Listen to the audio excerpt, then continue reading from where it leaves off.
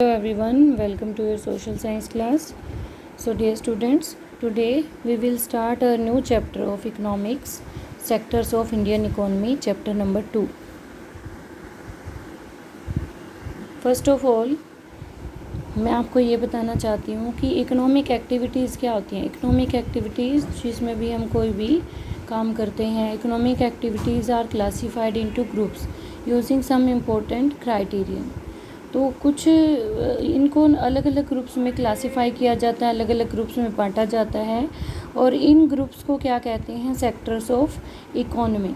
तो ये अलग अलग सेक्टर्स में काम किए जाते हैं, तो उसके अकॉर्डिंग इनको अलग अलग कैटेगरी में डिवाइड कर दिया जाता है। तो जो people around us are engage in different activities to earn livelihood. कुछ लोग क्या करते हैं, बहुत सारे लोग जो हमारे आसपास हैं, सब किसी न किसी एक्टिविटी में इंगेज हैं, कुछ न कुछ काम करते हैं अपनी लिवलीहुड को चलाने के लिए, अपना भरण पोषण करने के लिए, अपना गुजारा करने के लिए, अपना अर्निंग सोर्स उनके पास कोई ना कोई होता है, कोई ना कोई काम करते हैं। तो सम में भी प्रोड्यूसिंग गुड्स वाइल अदर में भी डिलीवरिंग सर्विसेज। अब कुछ क्या करते हैं, कुछ सामान को प्रोड्यूस करते हैं, तैयार करते हैं, कुछ क्या करते हैं कि किसी भी सर्विस को डिलीवर करने की कोशिश करते हैं। तो इस प्रकार से आप इसमें पिक्चर में देख सकते हो, पोस्टमैन है, लेबर है और जो इसके अंदर फार्मर है। तो इसमें अलग अलग एक्टिविटीज़ सभी कर रहे हैं। तो ये सारी एक्टिविटीज़ क्या हैं, हमारी इकोनॉमिक एक्टिविटीज़ हैं।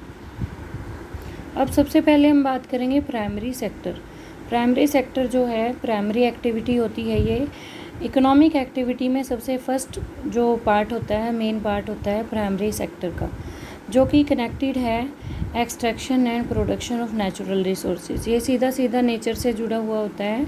इसमें जो एग्रीकल्चर है, खेती, फिशिंग, मछली पालन, माइनिंग और जो भी माइन से हम मिनरल्स निकालते हैं वो फॉल्स अंडर प्राइमरी सेक्टर। तो ये सारे प्राइमरी सेक्टर में आते हैं।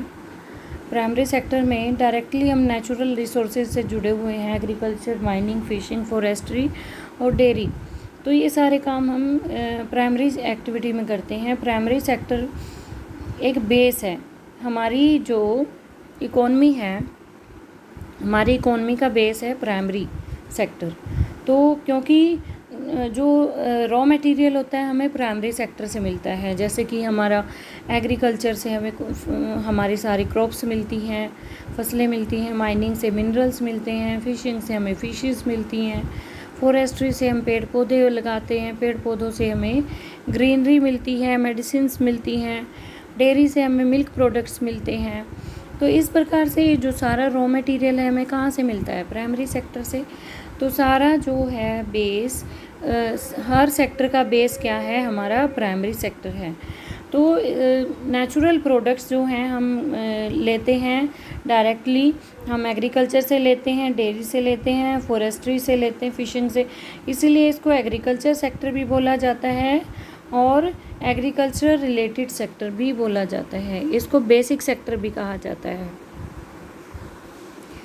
सेकंड हमारा क्या आ जाता है, सेकेंडरी सेक्टर।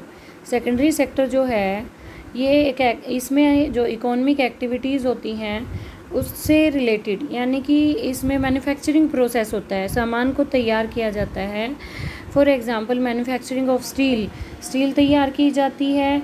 और सेकेंडरी सेक्टर के अंदर मतलब कि सारी चीज़ें तैयार होती हैं, जैसे कि मान लो कॉटन से हमने क्लॉथ बनाया है, अब हमने स्टील तैयार की है, आयरन से बनी हुई चीज़ें तैयार की हैं, मशीनरी तैयार की है, या फिर हमने शुगर केन से हमने शुगर या जैगरी तैयार की है, तो वो हमारा सेकेंडरी सेक्टर में आता है। Secondary sector is called manufacturing sector. तो इसको मैन्युफैक्चरिंग सेक्टर भी कहा जाता है।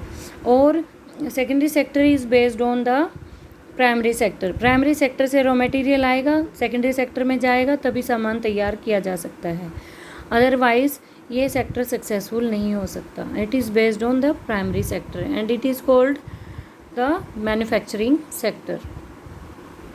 अब तीसरा हमारा आता है टर्शरी सेक्टर। टर्शरी सेक्टर, तृतीय क्षेत्र इसको बोलते हैं। ये दोनों सेक्टर पे डिपेंड करता है, ठीक है। तो ये इसमें भी इकोनॉमिक एक्टिविटीज़ होती हैं mostly based on providing services. इसमें सर्विस प्रोवाइड की जाती है सोसाइटी के अंदर, जैसे ट्रांसपोर्टेशन की सर्विस है, बैंकिंग की सर्विस है, इंश्योरेंस की सर्विस है। तो ये सारी सर्विसेज हैं टर्शरी सेक्टर के अंदर आती हैं। टर्शरी सेक्टर को का सेकंड नेम क्या है? Service sector. अब सर्विस सेक्टर क्या है, किस पे डिपेंड करता है? प्राइमरी और सेकेंडरी पे। अब प्राइमरी सेक्टर में रॉ मटेरियल मिला, सेकेंडरी में तैयार हुआ सामान। अब टर्शरी सेक्टर क्या है? ट्रांसपोर्टेशन के थ्रू सामान को एक स्थान से दूसरे स्थान तक पहुंचाता है।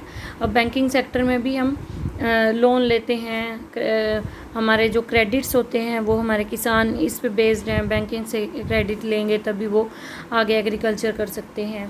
कोई भी अब कंप्यूटर जो हैं, कंप्यूटर या फिर इंटरनेट की सर्विसेज हैं, ये सारी हमारी टर्शरी सेक्टर में आती हैं। और इंश्योरेंस है, हमारी जो हेल्थ है, हेल्थ डिपार्टमेंट है, वो भी हमारा टर्शरी सेक्टर में आएगा।